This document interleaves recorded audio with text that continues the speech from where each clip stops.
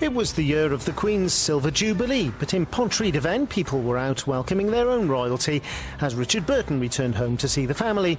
Vincent Kane was on hand to talk to him for BBC Wales, so now on 2W, let's look back at Wales yesterday.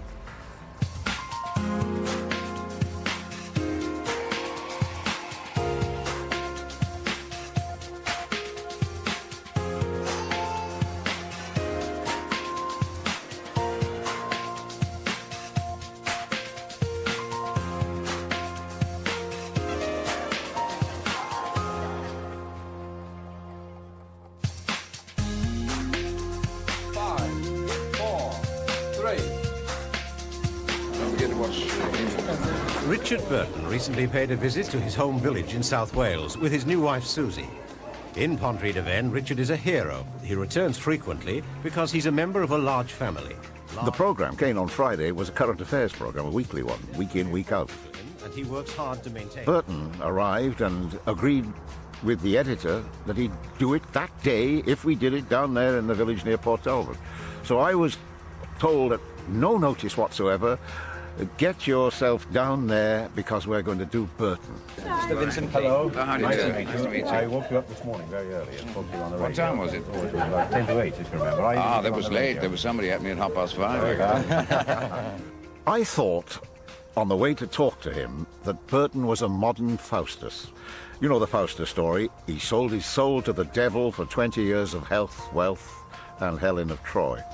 Well, 20 years earlier, Burton, on the threshold of a great career, had sold his soul to the devil for 20 years of Hollywood and millions of dollars and Elizabeth Taylor. And now, after 20 years, I was the devil coming to claim his soul. He's off the bottle these days, but the local pub seemed the ideal venue. I realized that Richard was highly intelligent. His intelligence was stronger than his vanity. And usually it's the other way around with film stars. Because of the nature of my life that I've become a gypsy. The viewers, I think, will see that behind that ravaged face and that tired, cynical smile, a mind, a sober mind, was racing. And I think that he was coming to accept that much of his life had been a waste. If you'd concentrated on the stage, we might have had a magnificent Olivia-type actor. Yes, well, I don't know if I want to be a magnificent Olivia-type actor. I interviewed quite a few Welsh showbiz personalities in my long career. Burton was the only one where I came away thinking more of the person than when I went to meet them.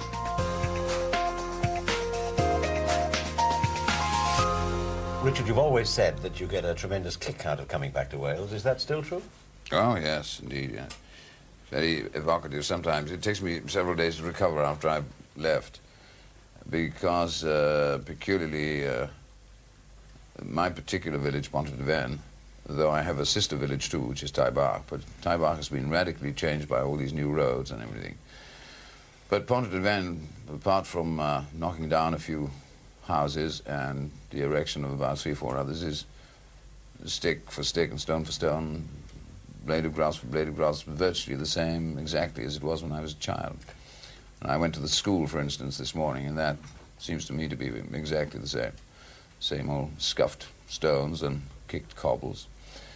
And, you know, James Joyce once wrote in a belle lettre or something, I read it when I was quite young, about 14 or 15, that every man was searching for the place he belongs to.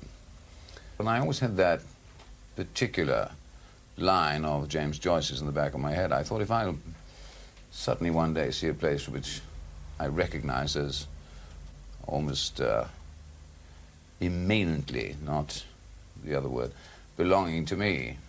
And I didn't find any place particular that struck me as this is the place where I belong to, until perhaps about 20 years later. And I disguised myself heavily to go to the village, because if you think I'm recognizable in England or the United States or India or somewhere, naturally I'm infinitely more recognizable here because they all know the family face apart from mine. But if I put a bowler hat on, my face becomes completely distorted. First of all, it turns absolutely round. I look like an absolute idiot.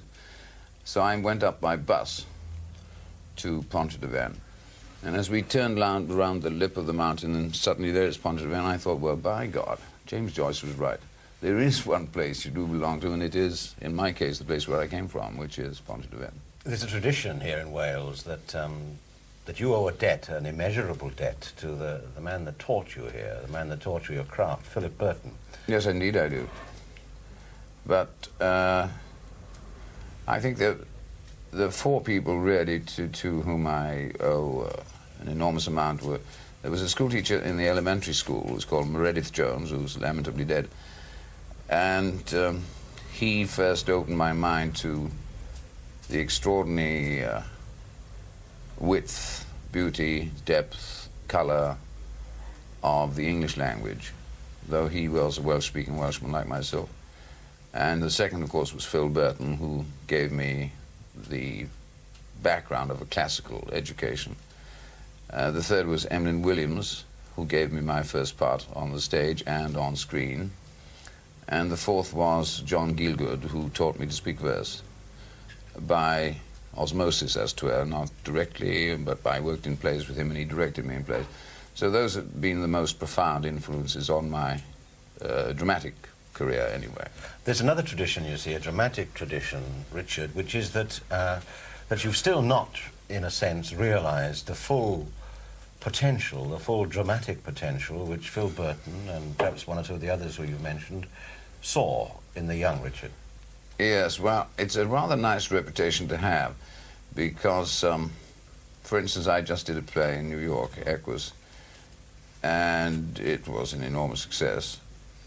And one of the critics said that their number one critic, very acid, very acerbic gentleman who writes for the New York Times, and he gave me a splendid notice, but among other things he said that Richard Burton is unquestionably the most brilliantly promising middle-aged actor now alive. And my friends thought that that perhaps was a little insulting, but I didn't at all. I thought it's very nice to be still promising at 51. By 51, most actors have already played every part they can play and have become desiccated and dried up. No, actually, I think that my whole life, of course, is not acting. It's not a vocation with me as it is with almost all my contemporaries. Like if you talk to Laurence Olivier, who's not a contemporary, of course, he's the other generation. But the younger ones, like Peter O'Toole or Albert Finney, Paul Scofield, Marlon Brando, those people, they were actors as 'twere from the womb, whereas I became an actor by accident. And I've never really taken it as seriously as they have, though I've worked at it very hard. It is a very hard job, and probably the best job I could have found for my particular kind of temperament. But it would seem to me that all the vicissitudes and torments and tortures and all life's tiny, small tragedies, which are now deeply etched into my face, have been a preparation for the 50s.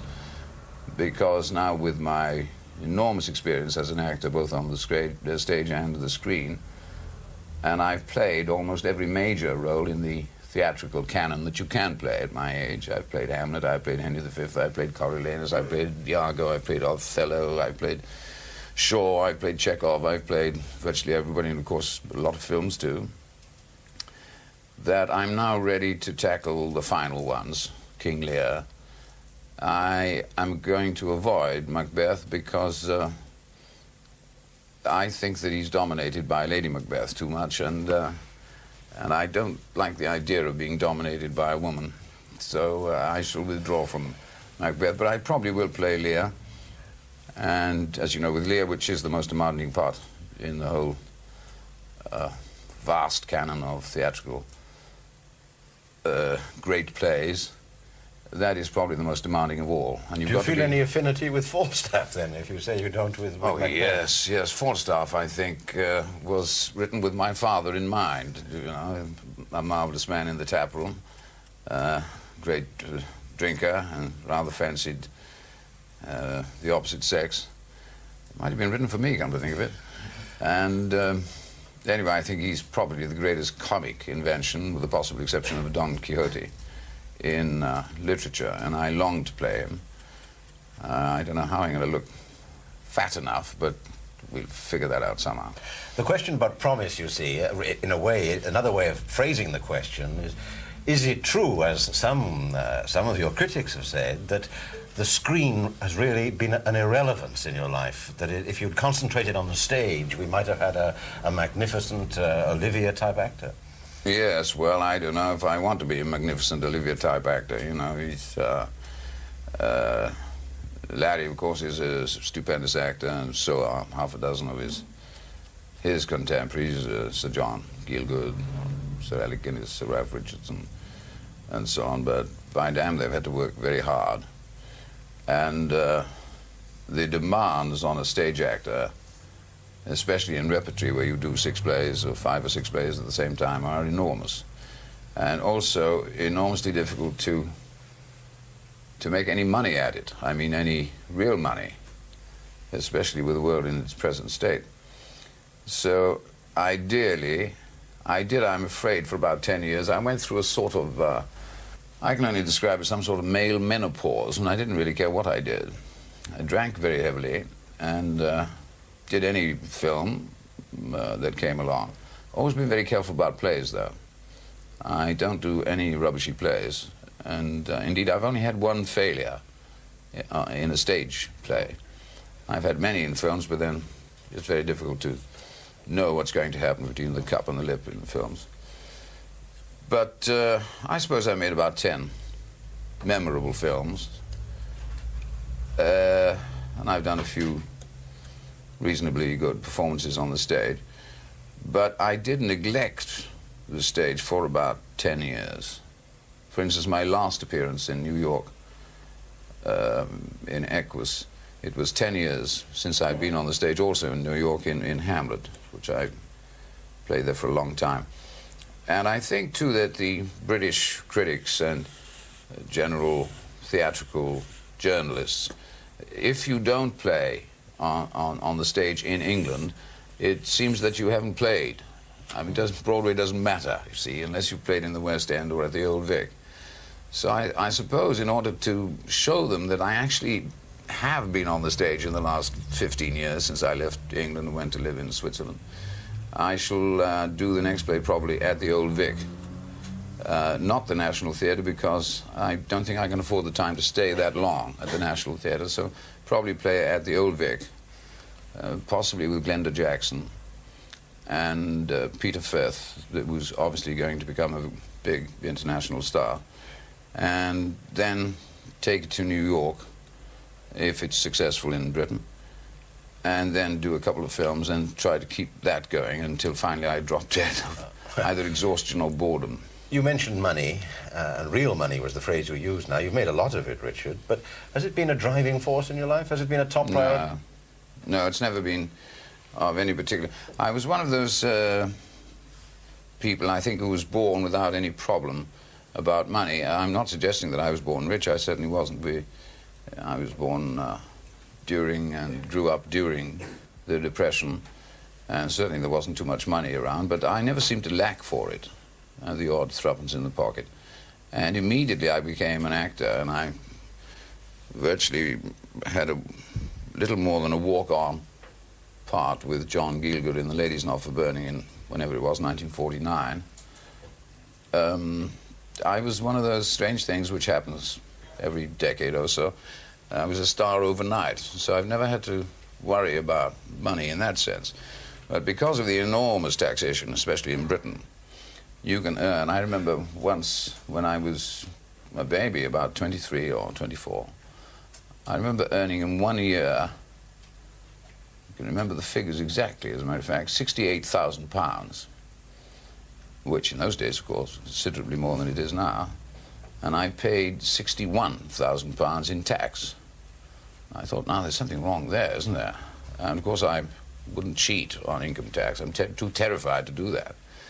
So I thought, I've got to do something about this. But I still kept working in England and the United States and paying British taxes. And one day I discovered, having earned by this time a couple of million, I suppose, I had a Jaguar car. I had about £6,000 in the bank, and I had a two-roomed, rather nice two-roomed flat in Hampstead. And I thought, what happens if nobody wants me anymore? I lose whatever trick it is that attracts the public. I'm going to be in trouble, which is why I moved to Switzerland and then concentrated for quite a time on films until I became rich enough not to worry anymore. And you don't worry anymore? No, no, no. I suppose I could retire now and live with relative ease for the rest of my life.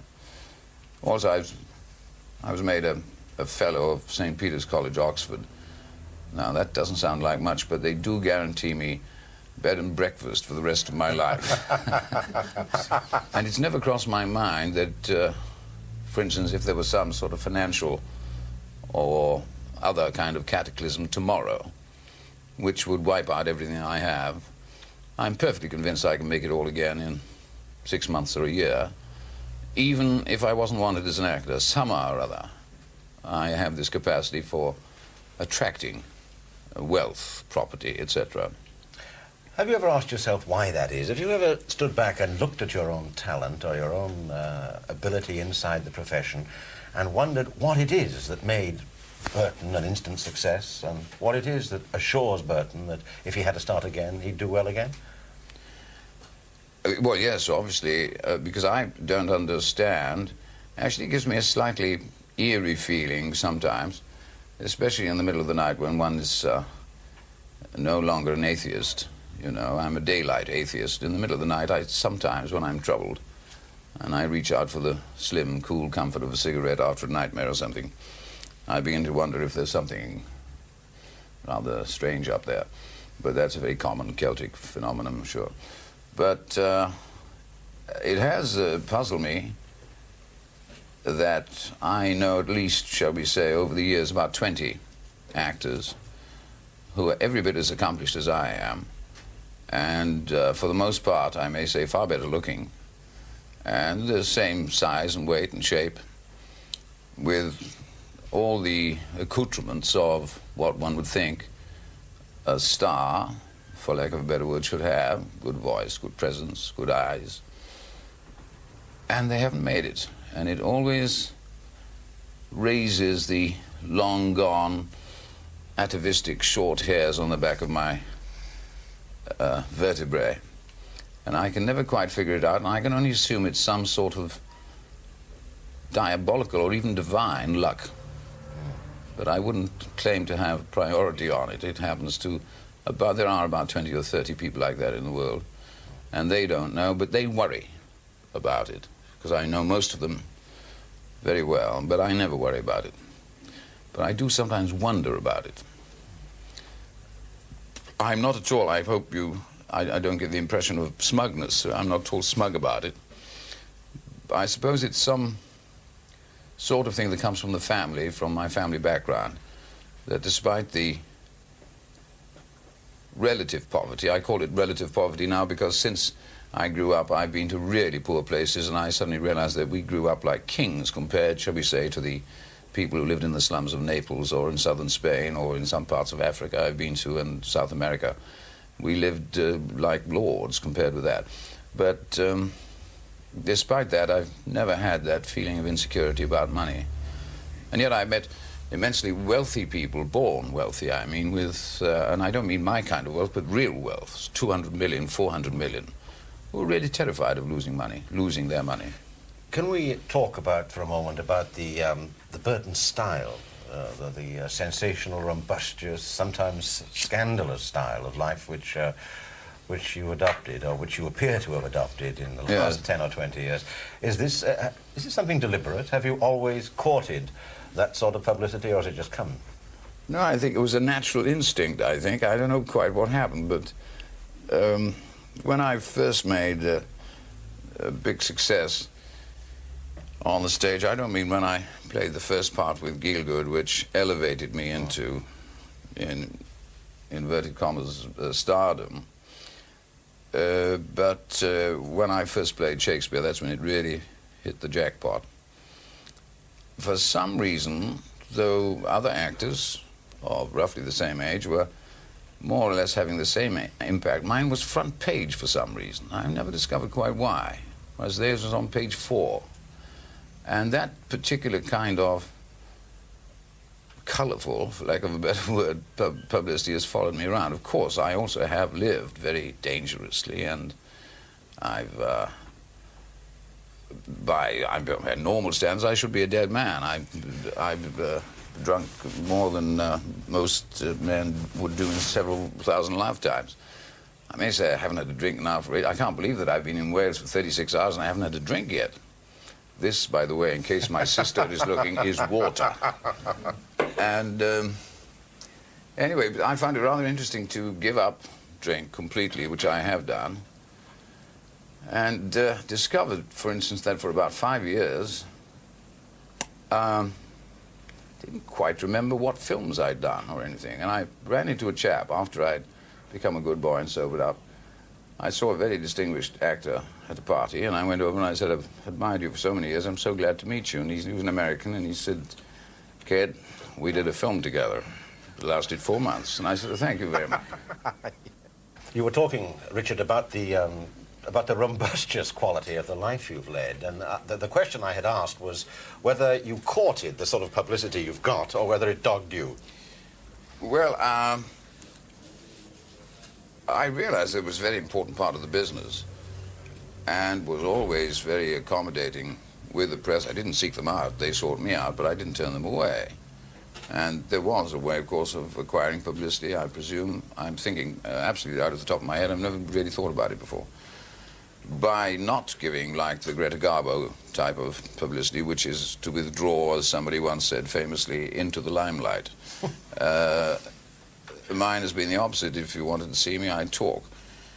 And it is, I suppose, psychologically, possibly, subconsciously anyway, in the back of my mind, I've always known when to make an explosion of some kind and make sure it's done in public so that the world knows about it. Have you resented the publicity, which you're a much married man, Richard, which your marital affairs have always attracted? Or... I've only been married 4 times, and twice to the same woman, so that's only 3 times, really, isn't it? Yeah. I mean, I have friends who are up in there, they're in double figures. No, I was married to my first wife for 13 years, and I was married to my second wife for 13 years, and I've been married to my third wife for about 13 weeks, so, and she's much younger. So that lasts 13 years. That'll take us to when? 1889, won't it? Something like that? Yeah. The moral is you don't like living alone. Yes. No, I love women, all shapes, sizes, ages. As a matter of fact, you should have seen me sweep through my village this morning. I kissed women from the age of 92 to 8. And I think I got down to one who was 3½. So I'm absolutely, totally without prejudice about women. I really love their company. I love being with them. And the trouble is they appear to love yours as well. Some of them do, yes. I can't think why. Maybe because I talk a lot. You don't have a family of your own, Richard. You don't have children. You don't have a son, anyway, do you? I don't have a son. I have 2 daughters from my first wife. And, of course, an adopted daughter that I adopted with Elizabeth when the baby was 9 months old. She's 15 now. And Liza, who's also Elizabeth's daughter, was approximately 3 years old when I became, as to her father, so I consider her my daughter, and she considers me her father. So, in actual fact, I've got 4 children. The 2 boys also, of course, Elizabeth's 2 eldest boys, I'm very fond of, and they of me, and they indeed come around to see me all the time, as they did last week before I came down here to Dorchester. But they were already 7 and 9 years old, so you don't have quite, and also their father is still alive, so and they adore him. So I don't have quite the same sort of paternal love for them, enormous affection, as I do for the girls. And you're not done yet, are you, Richard? Not done yet, you see. Now, Susan is very tall. She's English, too, you see, with a touch of Scottish blood. So that gives a nice little Celtic sort of tinge to it all. And she's 5'10", and I'm 5'10½". And if we can get the length to go into her and my breadth and produce a boy, he's almost certain to be number 8 for Wales. I was told that I was allowed one question, provided it wasn't a rude one, Richard, about about Elizabeth. So let's see if I can phrase it. The Richard Burton Elizabeth Taylor relationship of the '60s, will that, you think, be one of the dominant events of your life when the time comes? Oh yes. It was tremendous fun, and I adored and adore Elizabeth. We just find it impossible to live together because our temperaments are both very high and very explosive. And I suppose, 13 years of such intensity with two people living together who adored each other as much as we did, it's at such a continual seething, boiling point that eventually it spills over. But there is no rancor, no animosity on either side, and she seems to be very content with her present husband, who couldn't be more opposite from me than he is. He's a lawyer, and he smokes a pipe, and he's a great gentleman, and he's the American equivalent of an English squire, and perhaps that's the best thing I could have done for Elizabeth, is to allow her a little peace from my quite demanding personalities sometimes. Sometimes, of course, I'm a little angel. Well, in the course of the program, Richard, you've told me that you've got past the male menopause safely, that you've got all the money... We hope. All the money that you need. You've got a new wife. I'm not terribly rich, mind you, but I've got enough. You've got a new wife with whom you're very happy. You've got the drink problem buttoned up. You can handle it. What more does life offer you? What more do you want from it now? I think ideally, but again, this might be a pipe dream, I'd like to, perhaps in 5 or 6 years, become a cameo player, if you know what I mean. Let everybody else do the work and have a very splendid part lasting about 20 minutes in which you walk away with the entire show and get to the theatre late and go home early, or to the film studio early and go home early, and occasionally write. I feel as if there's a great deal, particularly about my family, that I should write, because it is a remarkable family. Each one of my brothers, I think, is just as talented as I am, but never went in the same direction as I did, particularly one or two of them. And I'd like to write about my father, my mother, and my ancestors. And I think it's the pull of this place, the physical pull of Pontrhy-de-Ven, and not to be forgotten, Taibach, which also is gives me a great turns my stomach to warm water. This whole ambience, the faces, the people, the accents, the language too, of course. Well, Mr. Burton, you're very welcome on this program, just as you're very welcome every time you come back to Wales. Thank you very much. Thank you.